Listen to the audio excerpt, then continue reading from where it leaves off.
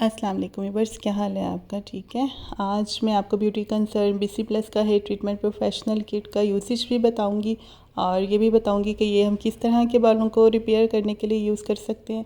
तो जैसा कि आप देख सकते हैं कि ये बाल इनका रिबाउंड हुआ हुआ बाल है, लेकिन ये बाल काफ़ी ज़्यादा डैमेज हुआ हुआ है और बालों में वेव भी आ गया हुआ है। इट्स मीन के बालों में अभी इलास्टिसिटी मौजूद है और जैसे ही इनका कहना था कि मैं बालों को गीला करती हूँ, ये बाल मेरे स्प्रिंग बन जाते हैं।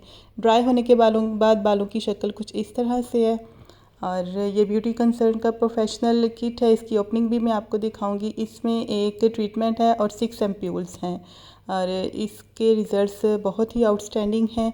तो आज मैं इसका पूरा डेमो करके आपको दिखाऊंगी। इसमें 6 एम्प्यूल्स और जैसा कि आप देख सकते हैं BC+ ब्यूटी कंसर्न प्रोफेशनल का एक हेयर ट्रीटमेंट है जो कि 800 ml में मौजूद है। और इसमें जो एम्प्यूल है ये हर्बल ऑयल है, हर्बल ऑयल ट्रीटमेंट है एलोवेरा का। तो ये बालों को बहुत ही एक ही ट्रीटमेंट माशाल्लाह से बालों को बड़ा अच्छा रिपेयर कर देता है। 30 ml का ये एक एम्प्यूल है और एक एम्प्यूल एक ट्रीटमेंट में कंप्लीट यूज़ होता है। अच्छा, अगर आप इसका ट्रीटमेंट देखें तो ट्रीटमेंट के ऊपर लिखा हुआ है rebuild the brilliant shine and health for your hair.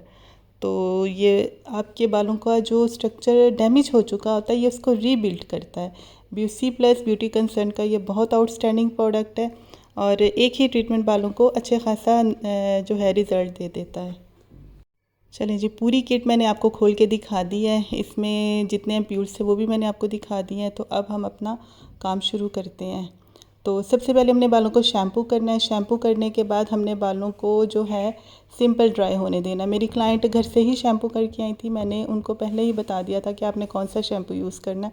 उसके बालों को अगर आपने सैलून में किया है शैम्पू तो आपने बालों को कंप्लीट ड्राई नहीं करना है और इसीलिए मैंने बालों को हल्का सा शॉवर कर लिया था। उसके बाद आपने BC+ का जो ट्रीटमेंट है उसको आपने तकरीबन 15 ml, जो कि 3 चम्मच के मुताबिक इसकी मिकदार बनती है, तो आपने 3 चम्मच जो है एक बाउल में निकाल लेने हैं और देख लीजिए जैसा कि आप देख सकते हैं इतनी मिकदार बनती है। उसके बाद आपने नीम गर्म पानी लेना है, लक वार्म वाटर आपने लेना है और वो तकरीबन आपने लेना है 60 ml। लेकिन वो 60 ml आपने एक ही दफ़ा सारा जो है वो उसमें नहीं डाल देना, आपने उसको थोड़ा थोड़ा करके डालना है। क्योंकि जैसे ही आप थोड़ा सा गर्म पानी इसमें डालेंगे ट्रीटमेंट में, ये ट्रीटमेंट थोड़ी ही देर बाद फ्लफ़ी हो जाएगा और इसमें जो आप छोटे छोटे इसमें जो दाने देख रहे थे ब्लू कलर के और रेड कलर के, वो दाने वो थोड़ा सा साथ साथ मेल्ट होना स्टार्ट हो जाते हैं।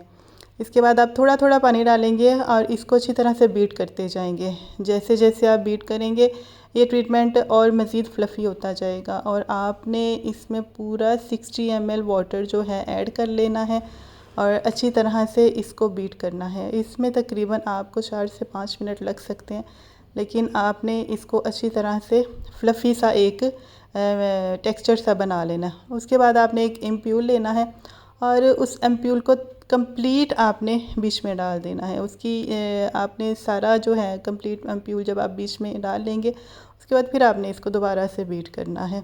इसका सारा जो है मटेरियल रेडी करने का ही इसका काम होता है कि आपने मटेरियल को अच्छे तरीके से रेडी करना है और उसको अच्छी तरह सा फ्लफ़ी। ये देखिए आपने मैंने जस्ट 15 ml 3 चम्मच मैंने मास्क लिया था, सॉरी ट्रीटमेंट लिया था और उस ट्रीटमेंट में मैंने 60 ml वाटर ऐड करके उसको मैंने बीट करती रही और उसके बाद मैंने एक एम्प्यूल ऐड किया है। तो वो कितनी ज़्यादा कंसिस्टेंसी हमारे पास आ गई है, क्योंकि हमने इसकी मिकदार बालों में भर भर के लगानी होती है, हमने इसको थोड़ा थोड़ा नहीं लगाना होता।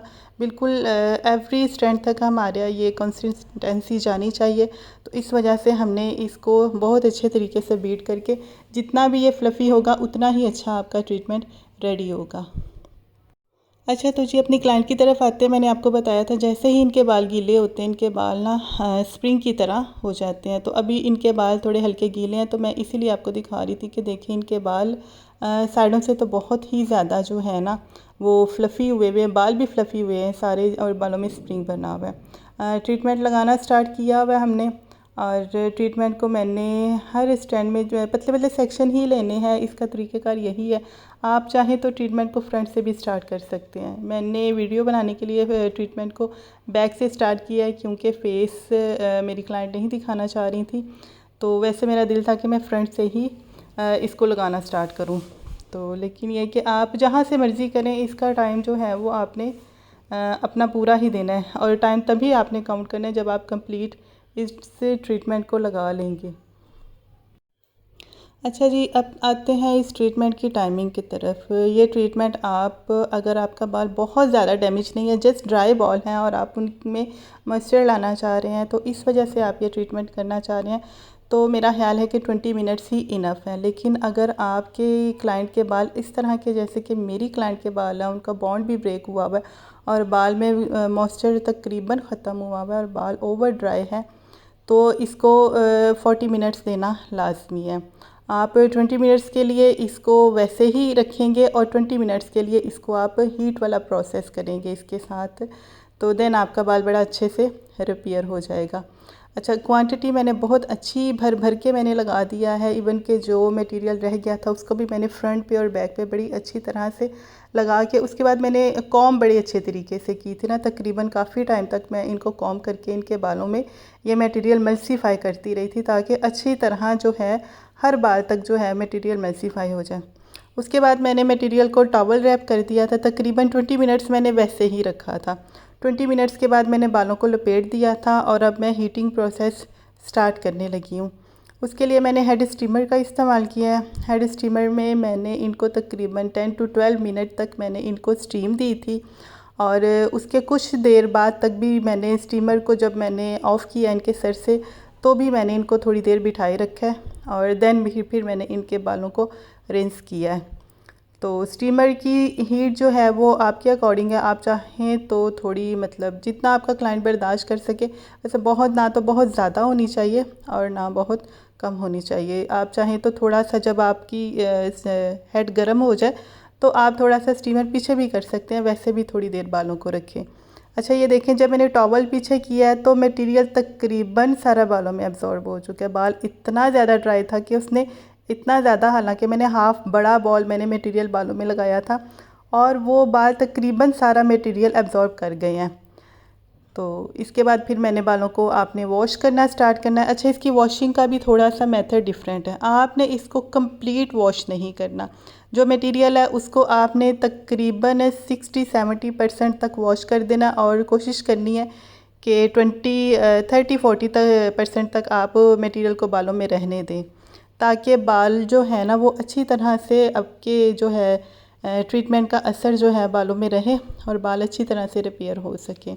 तो मैंने भी ऐसे किया। उसके बाद आप चाहें तो इसको नॉर्मली ड्राई होने दें बालों को, और चाहे तो आप कूल ड्राई के साथ इनको ड्राई कर लें। उसके बाद आपने बालों को स्ट्रेट बिल्कुल नहीं करना, आपने बालों को बिल्कुल नेचुरल वे में ड्राई होने देना है, और अगर ड्राई यूज़ करना पड़े तो कूल ड्राई के साथ बालों को करें। और इसके रिज़ल्ट्स मुझे बहुत अच्छे मिले थे। मैं अभी आपको दिखाती हूँ कि मेरी क्लाइंट्स के बाल, मैंने इनको कूल ड्राई के साथ ड्राई किया था, किसी तरह का मैंने उनके ऊपर स्ट्रेटनर यूज़ नहीं किया हुआ, लेकिन आप देखेंगे कि उनके बाल बड़े अच्छे से मैनेजेबल हो गए थे। अगर बाल बहुत ज़्यादा सीवियर किस्म के डैमेज है तो इस ट्रीटमेंट को आफ्टर 15 डेज़ रिपीट भी किया जा सकता है, वरना मंथ में एक दफ़ा तो इसको लाजमी लें। और जिन लोगों ने रिबाउंड वगैरह कराया हुआ है उनको तो ये ट्रीटमेंट लाजमी लेना चाहिए। आफ्टर 15 डेज़ उनको ये एक ट्रीटमेंट ले लेना चाहिए। तो ये देख सकते हैं बाल माशाल्लाह कितना शाइनी और कितना खूबसूरत हो गया। अगर आपको ये वीडियो अच्छी लगी हो और कुछ नया सीखने को मिला हो तो मेरे चैनल को सब्सक्राइब करें और लाइक करें।